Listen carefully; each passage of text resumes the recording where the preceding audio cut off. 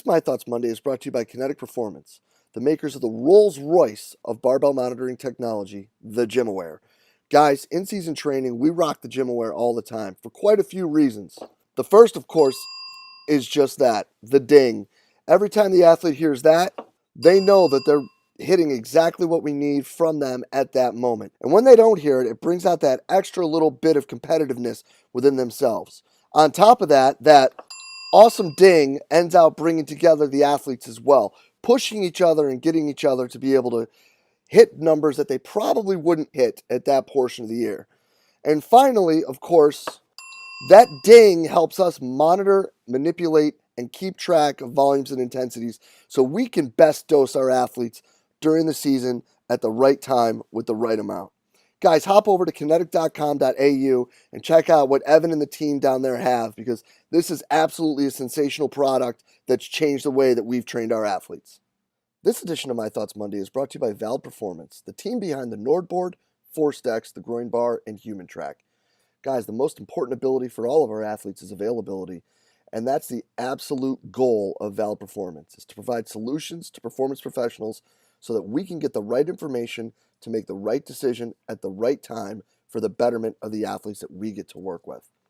To do this, guys, they have a wide range of validated products that focus on usability, and having been founded by the School of Exercise and Nutrition Sciences at the Queensland University of Technology, they're extremely evidence-based and they're beyond transparent. I can tell you that our time using the Nordboard and being involved with Force Decks, we have been introduced to so many amazing people that have truly helped us become better coaches, have a better understanding, not just of the technology, but also what we're doing with our athletes. So make sure you hop over to valperformance.com today to make sure you check out what they got. It's going to make you better and to do better by your athletes. Hey everybody, if you enjoy the podcast and the content that it provides, make sure you hop over and check out the all-new Strength Coach Network. The Strength Coach Network is the combination of the CVA SPS community and the Rugby Strength Coach community, bringing you what is sure to be the internet's leading resource for continuing education for strength and conditioning professionals. Combining these two resources has allowed us to bring some of the best content from some of the best minds in the world together for your one-stop shop to better improve the continuing education for not just yourself, but your entire staff.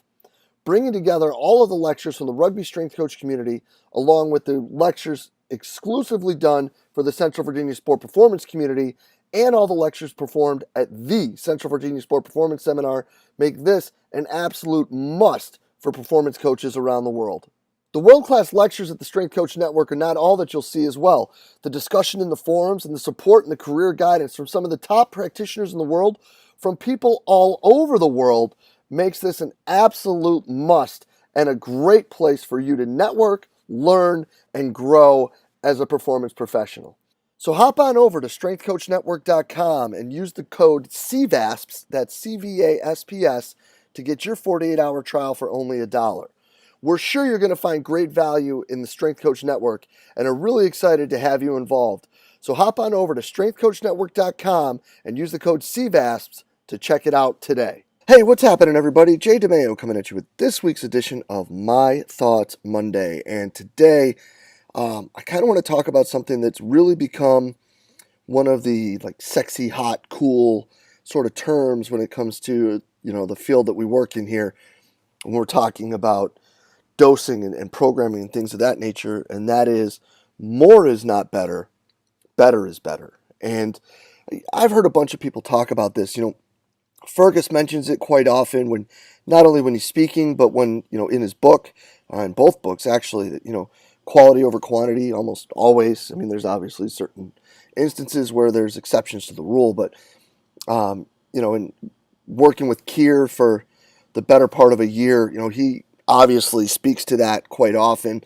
And, Henk and Joseph and Jeff Moyer talking about, giving them what they need, not what they can handle. It's right along the same lines, understanding that providing the optimal dose or the minimal effective dose is a way that we can be very successful in eliciting an adaptation that we're looking for.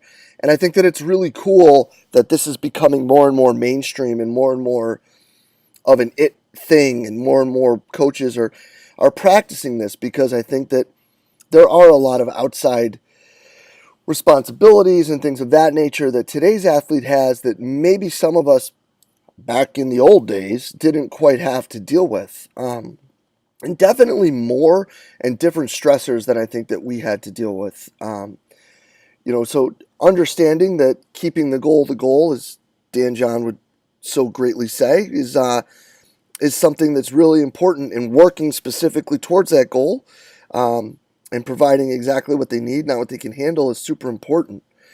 But I also think that when you're looking at that, it doesn't just fit into the world of training and physical preparation or athlete development or whatever we're calling it today. I think that in a lot of senses, and a lot of different manners, it fits in a lot of other things that strength and conditioning coaches really pride ourselves on. We sit here and we look at our days and our time that we spend with the kids, and that we get to work these really long and grind all day hours, if you may, and wear it as a badge of honor, and wear it as something that we think is kind of cool. And what separates us, from other coaches is this. We've got groups at 5 or 6 in the morning and 5 or 6 at night. We're there doing this, that, and the third all day, and yada yada yada. But what if we could limit the time? What if more time isn't better? What if we were just doing better with the time we were using? Finding better ways to organize, finding better ways to set the days. Now, I get it, man. I get it. There are some coaches in some positions where, there are still places out there where it's 1 or 2 people and a bunch of interns, and there's 300, 400, 500 athletes. I get it. I get it. But I think that there are ways that we can be better, and we can find better quality ways to set up what we're doing, and to work in the quality programming that we're doing with these kids in order to have better quality, not quantity, of what we're trying to do. Because making the day longer doesn't make the day better. Making the day better makes the day better. And again, I understand there are some instances, and there have been times in my career where I've been running groups at 5:30 a.m., 7 a.m., 8, 10, 12, 2, 4. I get it. That stuff happens. But are there ways that we can set those schedules so there's more time for us, where we can either get away or find another focus, unwind, study, talk to people, whatever it may be? So finding better ways to make better quality for the better quality time we're able to utilize. And that's something that I'm really trying to work on. And one thing that I'm doing with that is setting lists and priorities and goals that I'm trying to hit every day. And this would include things with training, or my continuing education, or the work I'm doing for CVASPs, or things of that nature, to sit there and say, okay, I'm going to give myself an hour to do this, and I need to make sure that this hour is going to be really good.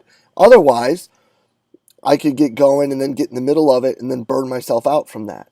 And that's something that I've done quite a bit in the past, where I can get days where I'll get, really 2 to 3 days worth of work done in one of them. And, some of my past assistants have laughed at me about that, that's kind of where the joke with people that have worked with me in the past, the Sister Christian Radio comes in. Because if I get that going on, I don't know what it is, some great 80s hair rock, and we're going to get a lot of work done, and I get a lot of things done in a day or two, but then I'm shot for 3 or 4 days or a week. So is it worth going crazy and burning yourself out to get some stuff done, or are we better off taking the time, planning ahead, giving ourselves specific amounts that we're trying to do more work longer? And I'm starting to lean towards the second, and not just with busy work or paperwork or, extra work that we want to do for whatever it may be, but also with continuing education. And that's why we try to keep our episodes to a half hour. That's also why now I've always been a person that's a big reader, that's always been really big into keeping up with all of these things. And I've fallen off on that because I think that for a while I was pushing that too much. And now I've got all these other things on my plate and I haven't been doing as much. And then you see people talk on Instagram and Twitter all the time about, if you only read 10 pages a day, that's 3,650 pages a year.